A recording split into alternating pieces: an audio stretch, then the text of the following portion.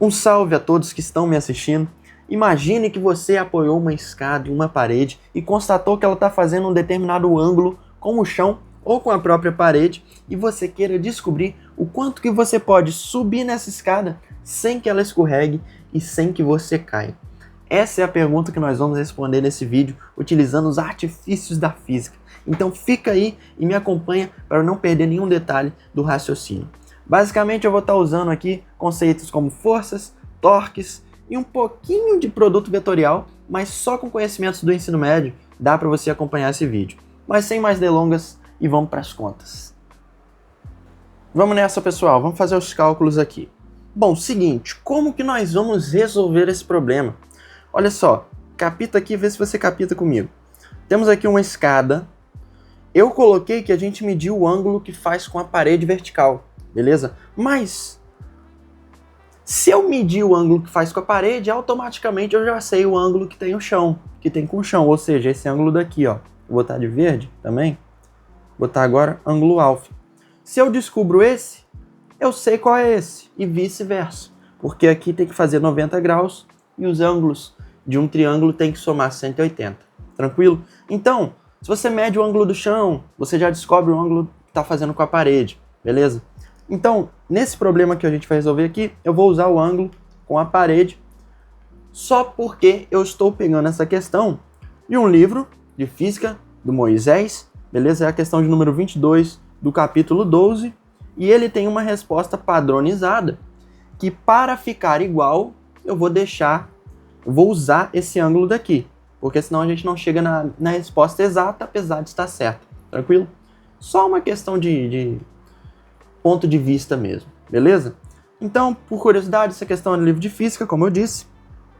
E vamos lá, galera. Como é que funciona esse problema? Ó, primeira coisa, vamos dar nomes às coisas aqui, beleza? Esse chão aqui de baixo, nós vamos considerar ele um chão que tem atrito, ou seja, ele vai gerar uma força na escada que se opõe ao movimento da própria escada, porque a escada vai querer escorregar. Eu já vou falar sobre isso aqui.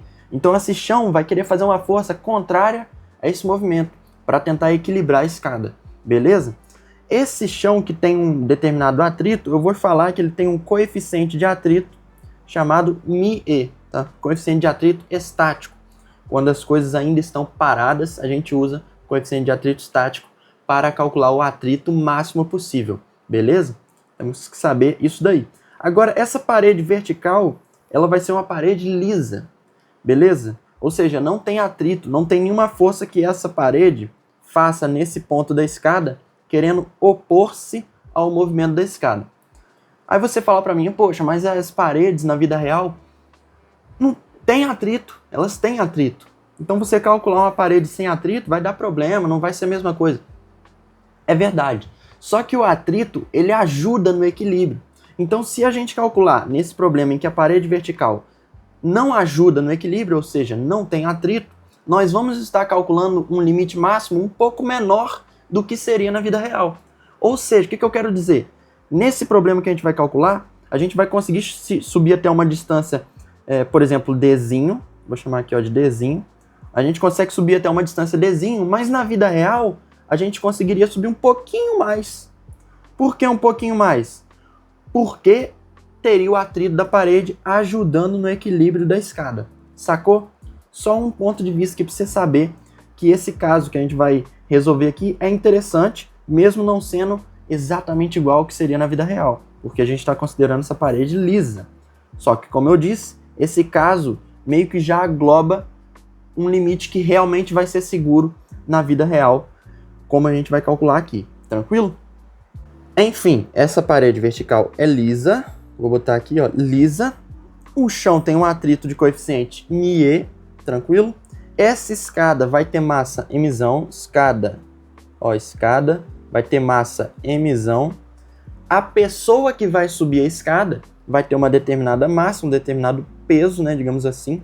Peso na verdade não, porque peso é força, né, mas geralmente usam o quilo para peso. Enfim, a massa vai ser mzinho, tranquilo? Escada M maiúsculo, pessoa M minúsculo. Beleza? Show de bola então. Agora, vamos responder a seguinte pergunta. Como que a gente ataca esse problema?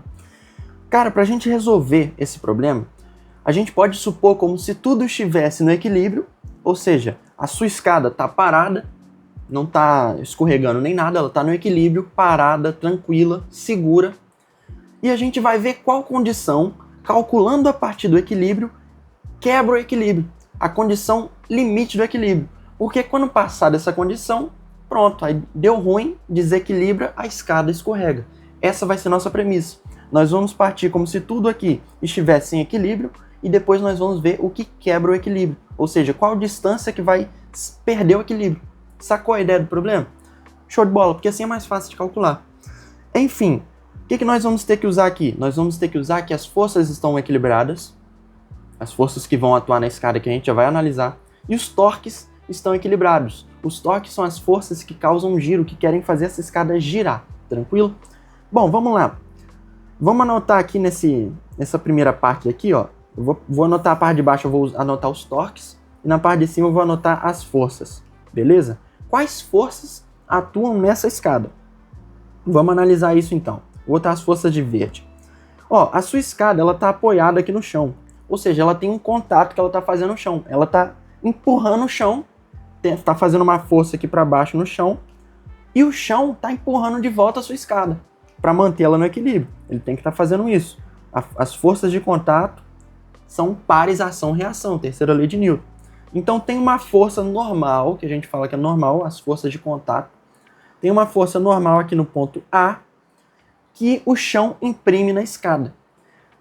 Pelo mesmo raciocínio, porque a escada está encostada na parede vertical, a escada vai empurrar a parede vertical e a parede vertical vai empurrar de volta a sua escada. Ou seja, nesse ponto aqui de contato com a parede vertical, temos também uma força normal de contato aqui no ponto que eu vou chamar de B. Tranquilo, ó. Ponto B. Show de bola? Precisamos ver também a força-peso que a nossa escada gera. Como que vai funcionar isso? Nós poderíamos e podemos considerar a nossa escada com o centro de massa estando no meio dela. Por quê? Porque a gente pode ver a nossa escada de lado como se fosse uma linha, beleza? Então o centro de massa estaria aqui no meio e a gente consideraria uma força-peso a partir do centro de massa, porque o centro de massa é um ponto que, considerando toda a massa da escada naquele ponto, resumiria a informação da escada. Ou seja, nós poderíamos colocar a força-peso como se fosse a partir desse ponto. Sacou? Lembrou um pouquinho? Enfim, o nosso centro de massa da escada, vou botar CME da escada. Centro de massa da escada é esse daí. Pô, beleza, então a gente poderia botar o peso da escada aqui. Só que tem um pequeno porém. Sabe por quê? É o seguinte, você, que é um ser humano, uma pessoa de massa Mzinho, vai estar subindo essa escada. Ou seja, suponha que você tenha um ponto de massa, que seria onde você estaria apoiado na escada, de massa Mzinho, que é a massa da pessoa, onde ela está imprimindo uma força na própria escada, por estar nela. Você é um ponto de massa Mzinho que está aqui. Como você está pesando mais de um lado do que do outro da escada, o centro de massa real do nosso problema aqui, ele vai ser abaixado, digamos assim. Ele vai descer aqui basicamente em relação à escada. Por quê? Porque você está pesando mais de um lado do que do outro. Então o centro de massa real, ele vai estar em algum lugar aqui que a gente desconhece. Eu vou botar aqui, ó, mais ou menos. Chamar que é o centro de massa real. Centro de massa real. Beleza? Enfim, a gente vai ter que calcular esse centro de massa real. Beleza? Eu vou tirar esse nome aqui, para não ficar muito poluído. Vamos supor que você tenha subido até agora uma distância Dzinho na escada. Ou seja, esse valor aqui, distância D. Tranquilo? Você subiu até agora essa distância na escada. Show? A sua escada tem um comprimento L. Eu vou botar assim, ó. Sua escada vai ter um comprimento L. Só, pronto. Esse vai ser o comprimento todo da sua escada. Naturalmente, o centro de massa da escada estaria no ponto de distância L sobre 2 do início. Porque ele está no meio, ou seja, no meio é a divisão por 2 do comprimento total. Beleza? Aí, a força-peso total estaria em qual ponto? No centro de massa real. É aquele que pode resumir tanto a escada como a pessoa que está na escada. Então, nesse ponto, vamos ter uma força-peso. Deu para sacar? O princípio do problema é esse daí. Basicamente, são essas forças, apesar de que falta uma, né, na verdade, que é a força de atrito que o chão faz aqui nessa área de baixo ali da escada. Por quê? Por que ele faz esse atrito? O atrito é uma força que tende a opor-se ao movimento. Como é que nossa escada vai querer se movimentar? Ó, vou desenhar aqui um outro desenho para vocês verem como é que ela se movimenta realmente. O que faz ela cair, afinal? Ó, vocês viram aqui que existe uma força normal em que nossa parede vertical imprime na escada, empurra a nossa escada, beleza? Existe essa força. Vai ter uma força, porque nossa escada vai querer cair. Ela vai querer cair como? Você sabe, né? Ela vem caindo, vem deslizando assim. Ela tava lá em cima, beleza. Aí começou a deslizar, ela começa a deslizar, aí depois chega aqui, aí depois chega aqui. Ou seja, o nosso ponto que estava lá embaixo, que é esse ponto daqui, ele está começando a ir para o lado esquerdo. Né? Tá vendo só? Ele estava aqui, aí ele vem parar aqui. Ele começa a querer ir para o lado esquerdo. Ou seja, vai haver uma força de atrito aqui na parte de baixo da escada. Deixa eu voltar lá no início, pronto. Vai haver uma força de atrito aqui na parte de baixo da escada, querendo opor seu movimento. Então, se ele está indo para o lado esquerdo, essa força de atrito está apontando para o lado direito. Então, essa força vem e aponta para cá. A força de atrito com o chão. Beleza? Show de bola. Como é que funciona o problema, então? Tem a força aqui em cima, na parede. Nossa parede empurra a escada. Se essa força é igual ao atrito, a escada não vai querer ir para o lado nem para o outro. Beleza? Se essa força é maior que o atrito, porque ela pode ser maior que o atrito. O atrito ele tem um máximo, que a gente vai usar, inclusive. Como que vai funcionar isso daqui? Se ela for maior que o atrito, a nossa escada vai querer ir para a esquerda, porque vai ter uma força resultante para a esquerda. Então, nossa escada vai transladar aqui para a esquerda, mas nisso que ela transladou, ela vai querer girar, porque vai acontecer um torque na escada que vai fazer ela girar com um eixo ali no chão. Ou seja, ela começa a girar e se apoia de novo na parede. Se essa força for maior que o atrito de novo, ela é empurrada para a esquerda, vai querer girar, né, em um eixo relacionado ao chão. E aí, se essa força for maior que o atrito de novo, ela vai ir para a esquerda. E você já entendeu, ela vai sendo empurrada para a esquerda, gira. Empurra para a esquerda, gira. Empurra para a esquerda, gira até chegar no chão. Sacou como funciona o problema? Então, existe uma força de atrito, você concordou aqui comigo, no chão, atuando aqui. Olha só, eu vou colocar nesse ponto aqui uma força de atrito assim, sem pegar muito ali a distância dele. Força de atrito, beleza? São essas as forças que atuam na nossa escada. Beleza, nós estamos aqui atacando o problema de forma mais do movimento, mas também precisamos do giro. Os giros que acontecem. Então a gente tem que equilibrar as forças e os torques. Mas primeiro vamos pelas forças. Então vou anotar aqui, ó. Equilíbrio das forças. Como que a gente vai fazer para equilibrar? Ora, para equilibrar, para a força resultante ser zero e essa escada não se mover, nós precisamos equilibrar as componentes horizontais, que são a força de atrito e a normal em B, e as verticais, que no caso seria a normal em A e o peso total. Beleza? Vamos lá então. Como é que vai ser isso? Ó, vamos equilibrar as coisas. Para tudo dar zero, como a gente falou, essa é a condição. Normal em B, o vetor normal em B mais o vetor força de atrito tem que ser igual a zero. Só que você vê ali, ó, que um aponta para a direita e o outro para a esquerda. Eu vou usar os que apontam para a direita como positivos e os que apontam para a esquerda como negativos, beleza? Então o que significaria isso? Força de atrito, que é positiva porque aponta para a direita, menos a normal em B, porque ela aponta para a esquerda, tem que ser igual a zero. Portanto, a força de atrito tem que ser igual a normal em B. Beleza? Chegamos nessa conclusão. Qual é a outra conclusão que a gente pode fazer? Temos aqui que equilibrar o peso e a normal em A. Eu vou usar as forças que apontam para cima como positivas e as que apontam para baixo como negativas. Ou seja, o peso aqui vai ter sinal negativo. Vamos equilibrar essas também. Vou botar essas aqui, ó, horizontais, X, e as Y eu vou chamar as verticais. Vamos lá. O peso, não, ó, normal em A, positiva, menos o peso, porque está para baixo, tem que ser igual a zero. As forças têm que se equilibrar, beleza? Ou seja, a normal em A tem que ser igual ao peso. E esse peso é de quem? É o peso da pessoa junto com a escada. Então é a soma das massas vezes a gravidade. Vamos lá, ó. Isso aqui é igual, ó, vou botar aqui, ó. Normal em A é igual ao peso, que é o peso total, ou seja, soma da massa da escada com a massa da pessoa, mzão mais mzinho, vezes a gravidade. Esse é o peso total dos dois juntos, beleza? Esse é o equilíbrio das forças puramente. Agora nós precisamos também do equilíbrio dos torques e depois nós temos que unir todas essas informações, tranquilo? Então é o seguinte, eu vou anotar todas as forças que gerarão torque, beleza? Na verdade, eu vou anotar todas as forças e nós vamos ver quais que gerarão torque ou não, beleza? Então vamos lá. Pessoal, vamos lá. Temos aqui as forças que a gente descobriu que existem no nosso problema. Eu só anotei as forças aqui, na parte de baixo, que a gente vai analisar os torques.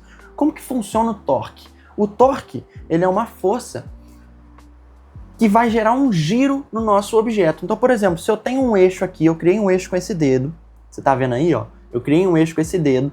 Se eu fizer uma força perpendicular a essa caneta, ela vai girar. Percebe só? Girou.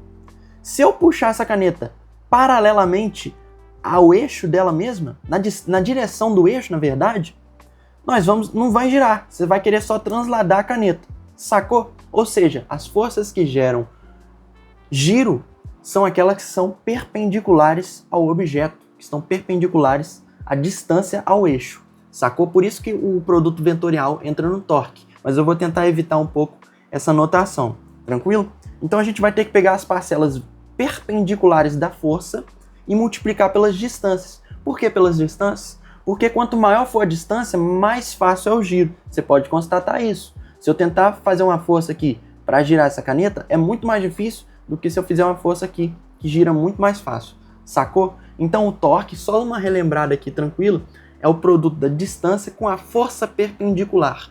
Esse é o módulo, é o tamanho da força do giro. Sacou? E nós vamos calcular isso. Então, como eu disse, a força tem que ter uma distância até o eixo. Se eu fizer uma força no eixo, não gira nada. Sacou? Quais forças estão atuando no eixo da escada aqui? O eixo da escada ele fica no chão. Por quê? Porque a nossa escada está apoiada aqui no chão. Ó, vamos lá. Não vou fazer assim mesmo. Nossa escada está apoiada aqui no chão e ela vai começar a escorregar para o lado. Ela escorrega girando com o eixo apoiado aqui no chão, que seria a minha mão. Ó. Então ela começa a girar, beleza? Então onde é que está o eixo dessa escada aqui? Ele está aqui, ó, nesse ponto. Ou seja, essas forças que estão atuando no eixo não geram torque nenhum, beleza? Elas não têm distâncias em relação ao eixo, então não vai gerar giro na escada isso daqui.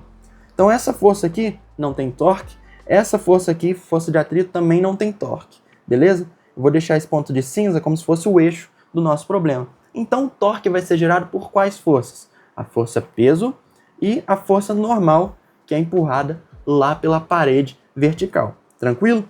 Então nós vamos precisar pegar as forças perpendiculares vezes a distância. Então, qual que é a distância desse ponto até esse daqui? É o comprimento da escada, que a gente falou que é L. Então daqui, ó, vamos lá.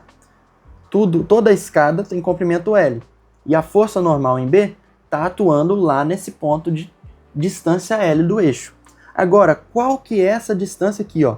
Que está a força-peso total atuando. Essa distância é onde está o centro de massa. Eu vou falar que é um ponto X aqui, que é o centro de massa real. Qual que é esse centro de massa real? A gente tem que lembrar que ele foi deslocado porque o centro de massa da escada tem que ser compensado, vai sofrer uma descida por conta da sua massa que está pesando mais de um lado da escada do que outro. Tranquilo? Então nós temos que calcular esse X do centro de massa. Como é que nós vamos calcular isso? Eu vou supor que você já saiba, apesar de não ser muito difícil deduzir, mas o X do centro de massa, ele seria calculado como? Multiplicando a massa da pessoa vezes a distância que ela está, beleza? De um determinado referencial, ou seja, aqui seria minha origem no eixo, estou levando sempre em conta isso. A distância que ela está do eixo, a massa M, qual que seria? seria essa distância D, ó. A gente conversou que você subiu uma distância D até um determinado momento. A gente precisa dessa variável para calcular o limite máximo dela, sacou? Então a gente está supondo que você subiu uma distância Dzinho até agora. E a gente está supondo também que existe o equilíbrio até essa distância, por enquanto. Então, a distância que você está do eixo é D. Então, vou multiplicar massazinha por D e vai somar com a massa da escada que está alocada nesse ponto aqui. De distância qual? L sobre 2. Beleza? Então, a gente vai pegar aqui, ó, massa da escada vezes L sobre 2, que é a distância que você está do eixo. Tranquilo? E tudo isso a gente vai dividir por quanto? Pelo somatório das massas. É assim que se calcula o x do centro de massa. Não é difícil de deduzir isso não. Se vocês não entenderam essa parte, pode me deixar dúvidas aí no comentário, ou eu posso até gravar um outro vídeo falando mais sobre esses assuntos aqui, que são muito legais também. Beleza? Enfim, esse daqui é o valor do x do centro de massa. Tranquilo? Então a gente já tem esse valor aqui, que é esse daqui, ó. Deixa ele marcado aí. Tranquilo? Enfim, agora nós precisamos das parcelas verticais das forças. Como que a gente vai calcular essas parcelas? Vamos ter que mexer um pouquinho com trigonometria. Como? Nós vamos decompor essas forças em suas parcelas, que são paralelas ao eixo, à direção do eixo, e as que são perpendiculares à própria escada. Tranquilo? Vamos decompor elas nessas parcelas. Como é que a gente vai fazer isso? Vamos decompor aqui, ó. Decompõe a força-peso, fazendo aqui 90 graus, tranquilo? Essa parcela é a perpendicular, ó, se liga, vou pintar de preto. Essa parcela aqui, ó, é a que está perpendicular, é a força que vai gerar algum torque, beleza? Então nós precisamos dessa parcela aqui, ó. De boa? Como é que a gente vai calcular isso? Vamos usar aqui a informação do ângulo que a gente tem até agora. Esse ângulo ele vai aparecer aonde? Se a gente ver aqui, ó, temos duas paralelas, que são essas duas aqui. E essas duas paralelas estão cortadas por uma transversal. Se eu não me engano, isso aí é um axioma de Euclides. Mas basicamente só quero dizer que esse ângulo aqui vai ser o mesmo que vai aparecer aqui, ó. Beleza? Então, aqui vai ter o mesmo ângulo θ. E esse ângulo todo aqui é de 90 graus. Aqui é de 90 graus. Então, aqui dentro tem que ser o quê? 90 menos θ. 90, não vai nem caber. 90 menos θ. Chamar de alfa. Aqui vai ser o ângulo alfa. E a gente vai dizer que alfa é igual a 90 menos θ. Pronto, resolvido o problema. Como é que a gente calcula essa parcela da força-peso, então? A gente vai pegar essa hipotenusa, força-peso, e vamos multiplicar pelo cosseno de alfa. Tranquilo? A gente acha a força perpendicular, que eu vou chamar, ó. Peso perpendicular vai ser igual ao quê? Força-peso vezes o cosseno do ângulo alfa. Tranquilo? Força-peso vezes o cosseno de alfa. Quem que é alfa? 90 menos θ. Peso vezes cosseno de 90 menos θ. Se você usar o cosseno da diferença, você vai descobrir que seria cosseno do primeiro, 90, é zero. Então esse primeiro termo já morre. E aí ficaria o quê? Mais seno do primeiro, que é 1, vezes seno do segundo, que é θ. Ou seja, no final, esse termo aqui é igual ao seno de θ. Beleza? Então o que a gente vai dizer aqui? O peso perpendicular é igual a peso, força-peso, vezes o seno de θ. Desse ângulo que a gente mediu aqui. Tranquilo? E qual que é a força-peso? A gente conversou aqui em cima. É o peso total dos dois corpos. Massa de um mais a massa de outro, vezes a gravidade. Ou seja, massa de um mais a massa da pessoa, vezes a gravidade, vezes o seno de θ. Essa é a nossa força-peso perpendicular. Tranquilo? Espero que você tenha acompanhado aí, beleza? E agora a gente precisa de um processo parecido de decomposição com a força normal aqui na parede. Beleza? Então vamos decompor ela aqui, ó. Vou decompor ela assim, nas suas parcelas verticais. Eu vou até aumentar um pouco para a gente não ter muito problema com espaço, ou pelo menos tentar evitar, tranquilo? Olha aí, ó, normal em B. E aí eu vou decompor ela nas suas parcelas verticais e paralelas ao eixo da escada. A escada, na verdade, né? Tranquilo? Decompus. Essa aqui, ó, é a parcela que nos interessa. Beleza? Como que a gente vai calcular essa parcela? Nós precisamos fazer um pouquinho de análise de ângulo aqui. Ó, vê se você concorda comigo. Esse ângulo todo tem que ser de 90 graus. É o ângulo entre uma força que é horizontal e a parede vertical. Isso aí é de 90 graus. Então esse ângulo daqui tem que ser quanto? 90 menos θ. 90 menos θ. Não ficou muito bom. Mas dá pra ler, né? 90 menos θ. Deixa eu diminuir aqui, ó. Vai resolver nosso problema. Deixa eu ver se melhora. Ah, melhorou. 90 menos θ. É esse ângulo. E qual que vai ter que ser esse ângulo daqui, então? Ora, vamos ver se vocês concordam comigo. Esse ângulo daqui todo é 90 graus.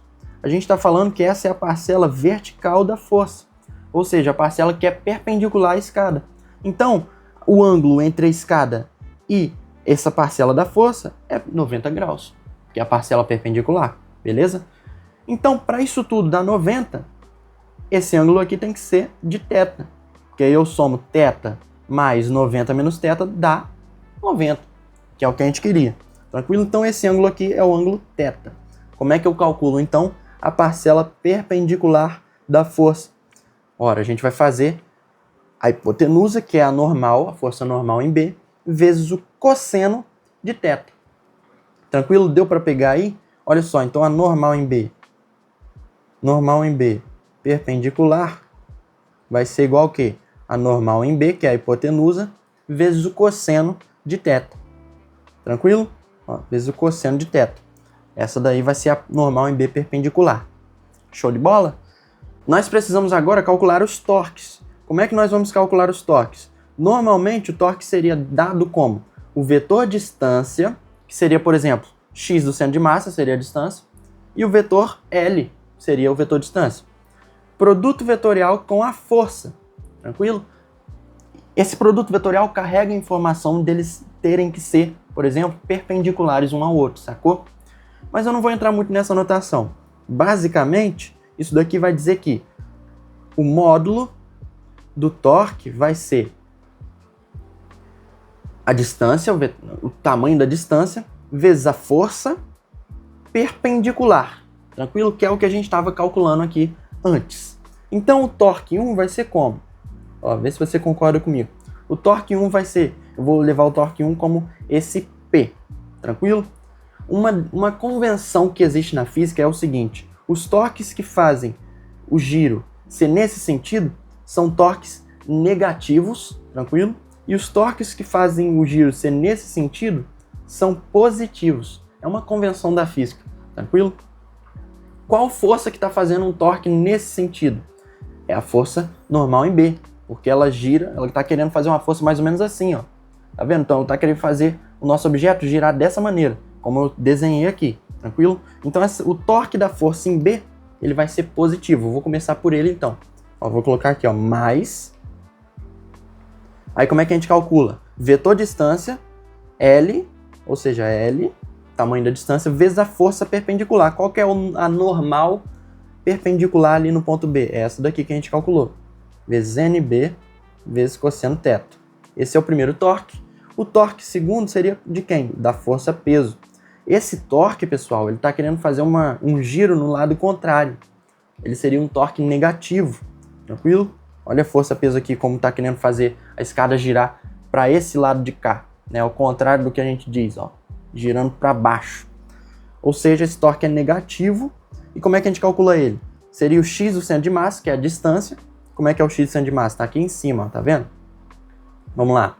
Massa vezes a distância mais mzão vezes L sobre 2 dividido para o somatório das massas, beleza?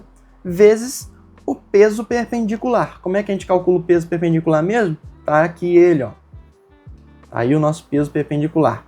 Vamos usar ele. Então, multiplicado todo esse termo pelo peso perpendicular. Vamos lá. Massa, somatório das massas, vezes a gravidade, vezes o seno de θ.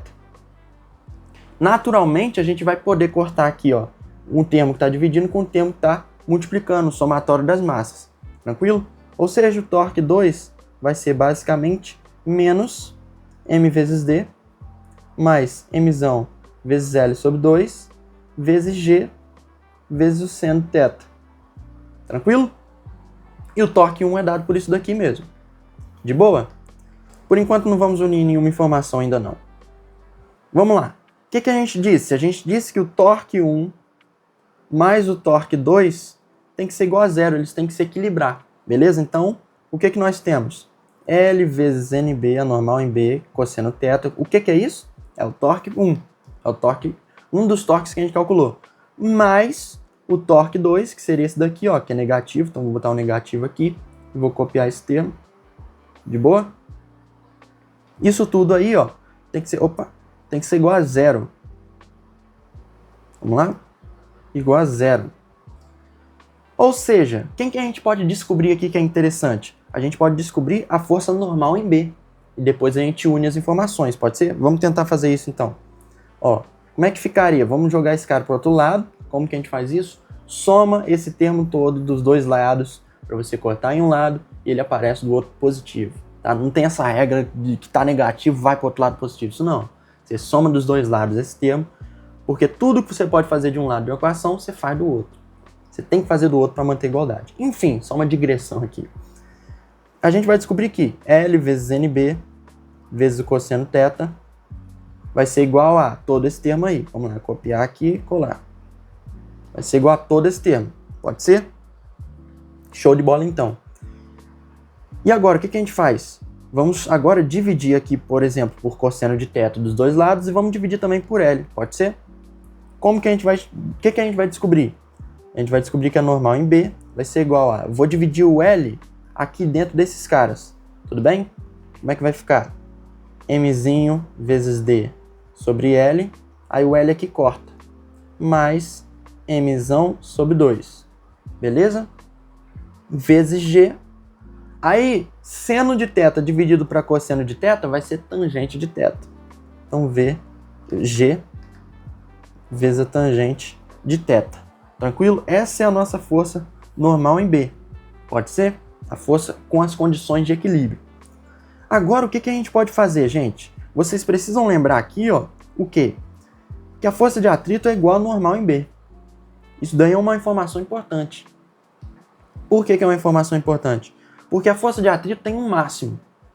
Ou seja, se essa normal em B ultrapassar esse máximo, vai quebrar o equilíbrio da situação inteira. Então eu vou pegar essa informação aqui, ó, força de atrito é igual a normal em B, tá? Força de atrito é igual a normal em B. A normal em B é esse valor todo que a gente calculou aí, eu espero que vocês tenham pego, tá? Espero que tenha dado para entender. E aí a gente pode também calcular qual é a força máxima de atrito, porque ela tem um máximo, como a gente estava conversando. Como que a gente calcula a força máxima de atrito? Ó, vou botar aqui do lado. Vamos lá. A força de atrito, ela é menor ou igual ao quê? Qual que é o máximo do atrito possível?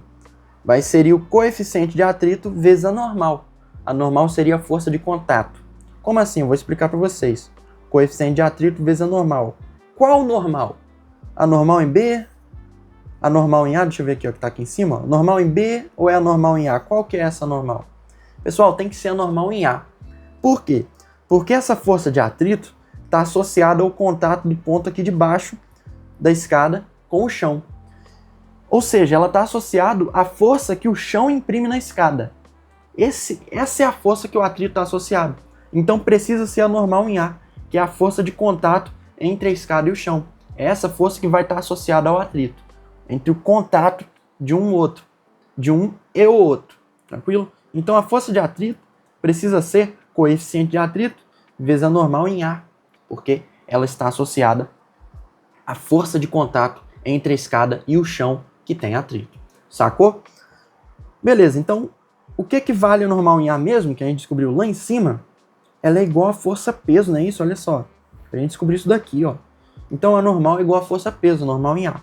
Vamos anotar isso. Ficaria como? Coeficiente de atrito estático, porque está tudo parado em equilíbrio, vezes a normal em A. Ou seja, Mzão mais Mzinho vezes a gravidade, que é a força-peso. A gente falou que a normal em A é igual a força-peso. Ou seja, a nossa força de atrito é menor ou igual ao coeficiente de atrito estático vezes massa da escada mais a massa da pessoa vezes a gravidade. Tranquilo? E o que a gente sabe? a gente sabe que a força de atrito é igual a normal em B. É igual a esse valor todo aqui. Então esse valor todo aqui tem que ser menor ou igual que esse valor aqui. Deu para sacar? A gente está falando que a nossa força de atrito é igual a normal em B. E esses dois caras são menores do que esse valor todo ali. Tranquilo? Deu para entender isso? Esse valor tem um máximo. Aí pronto. Então vamos anotar isso. Qual que é a normal em B? Ó, aqui estamos chegando no final do problema já, tá? M vezes D, vou repetir a normal em B, sobre L, mais M sobre 2, vezes G, vezes tangente de θ. Essa normal em B tem que ser menor ou igual que esse valor todo aqui. Tranquilo? Ou seja, menor ou igual que coeficiente de atrito estático vezes massa de um mais a massa do outro vezes a gravidade. A gente pode dividir a gravidade dos dois lados, ela corta aqui e corta aqui. Tranquilo? E agora o que a gente quer? A gente quer sumir com essa constante ali D. Perdão, isolar a constante D, para a gente descobrir qual que é a distância máxima que a gente anda sem quebrar o equilíbrio. Sacou? Então vamos isolar essa constante D, que é o valor que a gente subiu. Pode ser? Vamos lá então. Vamos dividir dos dois lados por tangente de θ, para ficar mais fácil aqui.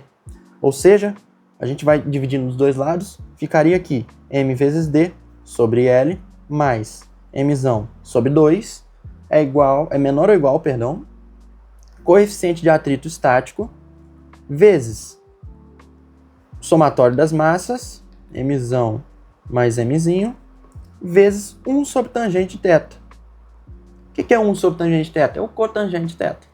Então, cotangente de θ. Pode ser?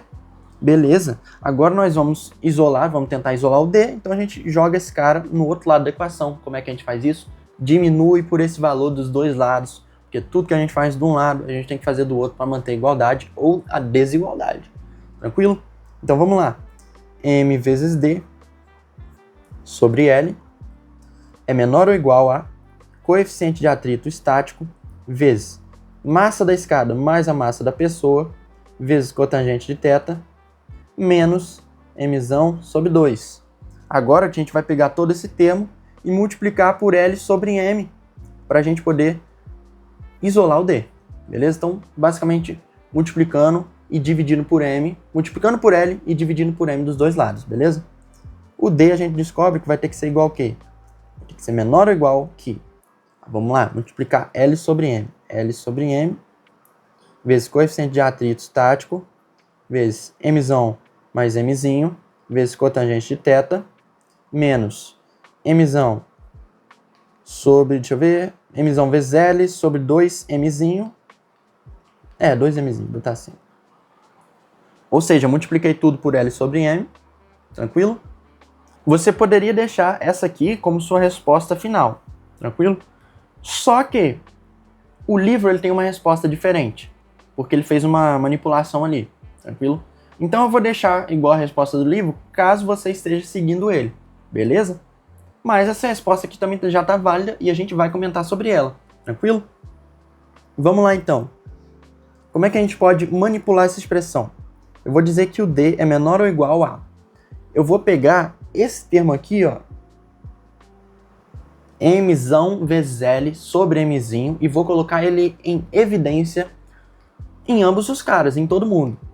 Veja só, M vezes L sobre M, e eu estou colocando esse termo todo em evidência. Só que aqui no primeiro, a gente tem o quê? Tem L sobre M. O M não aparece, então o que a gente vai precisar fazer? Vai ter que aparecer aqui um 1 sobre M, porque aí ele corta M com M e fica só o L sobre M. Entendeu a manipulação? Porque a gente precisa que fique só L sobre M. Não existe o M nesse primeiro termo aqui, ó. De boa? Então como é que vai ficar isso? 1 sobre M, certo? Vezes coeficiente de atrito, M mais M, vezes cotangente de θ. Pode ser? E aqui desse outro? Bom, ele já tem o M L sobre M, só falta o 1 sobre 2. Ou seja, menos 1 sobre 2. Beleza? Enfim, Eu vou jogar esse 1 sobre m aqui dentro dos parênteses, de boa? E qual que vai ser a nossa resposta? O D tem que ser menor ou igual a mzão sobre mzinho vezes L, coeficiente de atrito estático, vezes cotangente de θ. Dentro do parênteses agora, 1 mais mzinho sobre mzão, certo? Tá tudo certo. Menos meio. Essa é a nossa distância D. Ela tem que ser menor ou igual a esse valor todo. Se isso ser respeitado, como a gente calculou pelo equilíbrio, caso isso seja respeitado, a escada não cai. Ou seja, o valor limite é qual? É igual a esse valor aqui. Porque se a gente passar dele, a escada cai. A escada perde o equilíbrio. Então, o valor máximo é calculado por isso daqui. Deu para entender? Sacou? Então, por que isso acontece, como a gente viu aqui no meio? Porque a força de atrito, olha só, ela tem um máximo. É isso que manja todo o equilíbrio dessa questão. A força de atrito, ela tem um máximo que ela consegue aguentar. Então, se tua força, por exemplo, normal em B, for maior que o atrito, a sua escada é empurrada e ela começa a girar. Além disso, conforme você vai subindo, cara, conforme você vai subindo a distância aqui, ó, vamos lá. Conforme você vai subindo aqui a distância, o centro de massa ele vai subindo, o centro de massa real. Ele vai subindo, você vai começando a pesar menos de um lado e vai pesando mais para o meio. Isso também influencia nos torques, porque o torque da sua força-peso vai ser maior, o que vai fazer com que sua escada queira girar mais. Por isso que existe uma distância máxima que você consegue ir, e ela é calculada por isso daqui. Claro, na vida real, as paredes têm atrito. Só que esse caso aqui já considera um limite mínimo. Então, na vida real, você conseguiria subir um pouquinho mais do que esse valor aqui. Então, se você respeitar esse valor, você está numa segurança. Tranquilo, teoricamente. Enfim, pessoal, essa foi a conta de hoje. O negócio foi doido, hein, bicho? Suei aqui, tá? Muito tempo de vídeo. Coisa boa, cara. Conteúdo é bom. Nossa senhora, bicho. Até suei aqui, cara. Eu espero que esse vídeo tenha ajudado, tenha contribuído com o seu conhecimento de alguma maneira. E eu espero que tenha dado para entender tudo que eu falei. Lembrando, se você tiver alguma dúvida, deixa aí nos comentários que eu posso responder, ou talvez até fazer um vídeo baseado na sua dúvida. Muito obrigado se você assistiu até aqui. De novo, espero que tenha contribuído bastante com o conhecimento. Espero que você saia desse vídeo mais inteligente. Valeu e até a próxima, pessoal.